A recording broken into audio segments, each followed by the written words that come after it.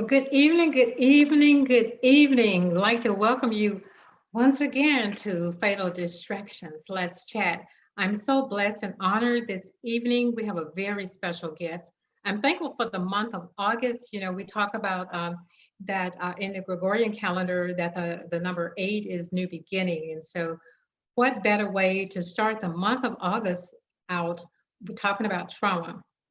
You know, so many of us have been, of course, the whole world pretty much has been on somewhat of a lockdown because of the COVID. So wanted to have someone that's an expert in trauma. Would like to introduce you all to, um, I call her my friend, my little sister, so many things, but she is our prophetess, Ebony Allen Harris, who is a registered nurse. Welcome, Ebony. Just want you to introduce yourself to the audience and kind of tell them a little bit about yourself. Hello, hello, hello. Thank you so much, Apostle Dixon, for having me here tonight.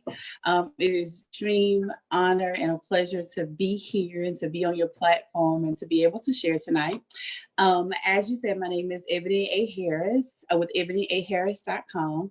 I am a registered nurse by trade, like Apostle Dixon stated.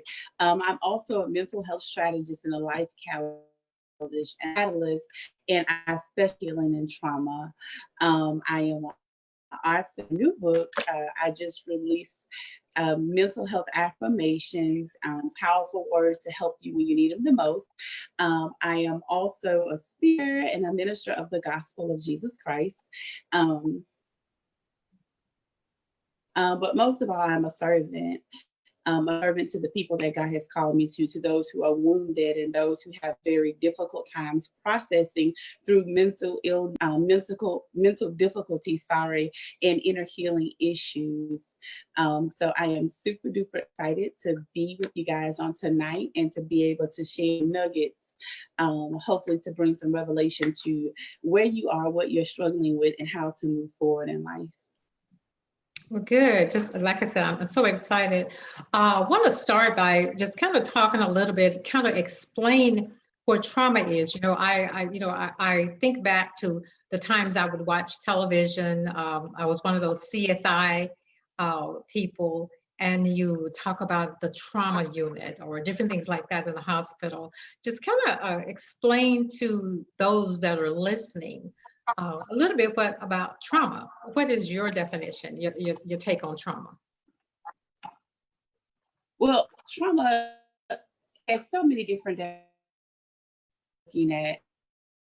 Trauma is any deeply disturbing or negative situation or experience that you encounter that that affects or exceeds one's ability to cope and to move. So when you look at trauma, you may have a physical experience that may be extremely stressful to you, where you can or you can't cope with the situation or process through it healthily. You may have an emotional situation that you may be dealing with, or you just may have overwhelming stress at one time that has that's beyond your ability to cope and to move forward in life.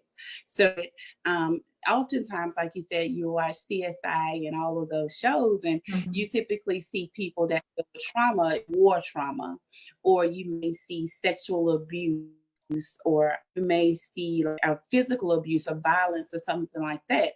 But it could be any situation. It doesn't have to be to those extremes, which those extremes are definitely traumatic situations, but it could be a situation where your parent may have abandoned you when you were younger and you didn't have the ability to cope and to move forward with that, or you may have had to file bankruptcy and did not know how to deal with that, or you may have lost your career after so many years, and or you may have lost your spouse, or you may have had a medical diagnosis that you weren't able to cope with. So it's any emotionally distressing or negative situation that overwhelms your stress factors and your ability to cope and move forward.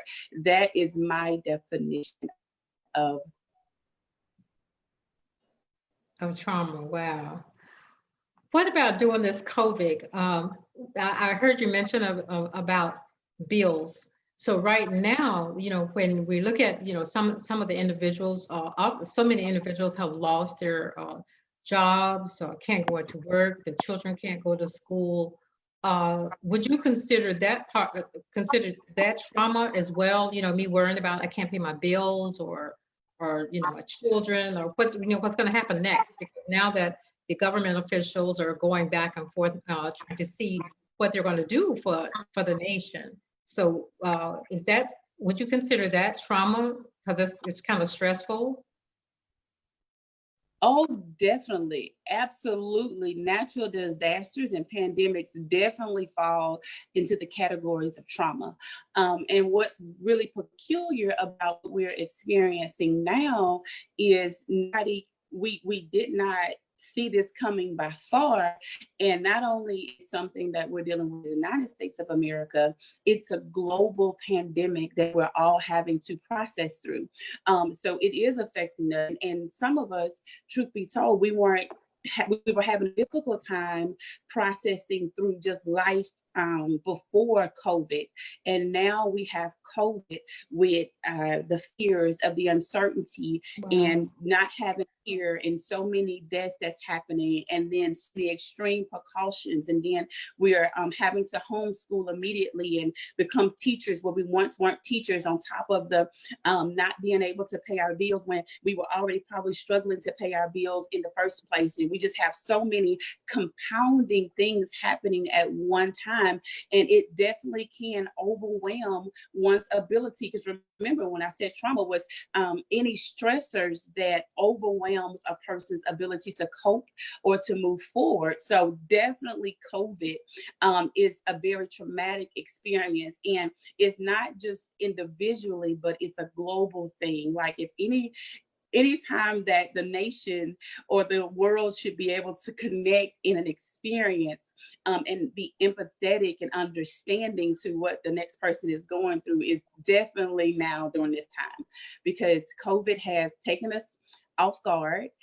And many of us, we've had coping mechanisms in place. We may have been healthy in our coping mechanisms and other things in life. We've dealt with them, but this is a brand new experience for most of us. In my 35 years, I've never encountered anything like this. So even for me as a professional, I had to go back and evaluate my ways to cope and to deal with and to move forward during this time of pandemic. So yes, COVID is definitely traumatic for many of us.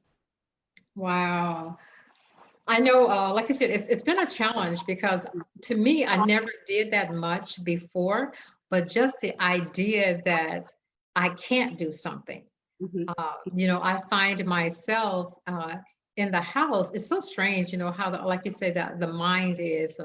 I'm, a kingdompreneur that have a home office, but the idea Mhm. that I couldn't go somewhere, now I find myself just hopping in the vehicle and driving around the neighborhood Mhm. just to see what everyone is doing. Where before I wasn't social like that, Mhm. but the whole idea that you can't do something or you're limited, I find myself as well Mhm. just doing something different. Um, I know you said like coping skills. How could you give us maybe three or four ways, just little nuggets to cope with some things that's happening? How do we? I know we're going to get into you. You have something called a soul first aid. Yes. Yes. So so explain about soul first aid, and is that part of learning how to cope? Are those tools that you give? So tell us a little bit about the soul first aid and then coping skills. Yes. So I'll tell you about a couple of nuggets to be able to process during this time. One, get out the house. Like, even if you go for a walk, like you said, sometimes you just have to get into the car and go for a drive. Get in the car and go for a drive, or go take a walk down the street, or even just sit on the porch. Sometimes just getting out of the house, that stir crazy thing, that goes on, Mhm. because you you're not a person that typically out and socializes, but being confined or having your freedom taken away from you per se, it can be limiting and it can be stressful, especially when you've had those freedoms before. So getting out, getting out the house, going for that drive, going for that walk, going to the park, just doing something to get out of your environment on a consistent basis that doesn't compromise your health, it doesn't compromise the well-being of other people. Also, taking time to just be to yourself. Like one thing that we're having to deal with is having everyone at home at the same time, all the time around each other. Yes. So just yes, just finding that way to have a moment to yourself and not be stimulated, because what we're dealing with as well is a lot of overstimulation. Wear the mask, wash your hands, wipe the cart, cover your face. We have so many things that we're having to remember and that we're having to, that's overstimulating us. So just taking a moment to do nothing and to be by yourself. It allows the mind to decompress, and it allows the anxiety and the fears and your emotions to level out and just have that time of rest.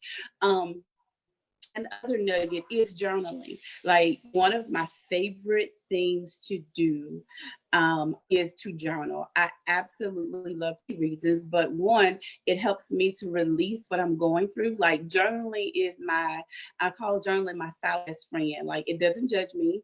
I don't have to do all that extra explaining to make you understand what I'm going through. I can be naked and unashamed. And often I journal and get that release. I often get the answers that I need as well. So finding a way to release, if that way is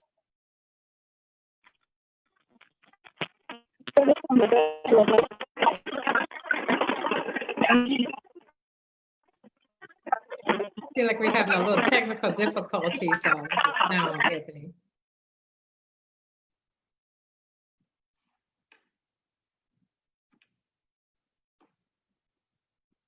So are you still there, Ebony?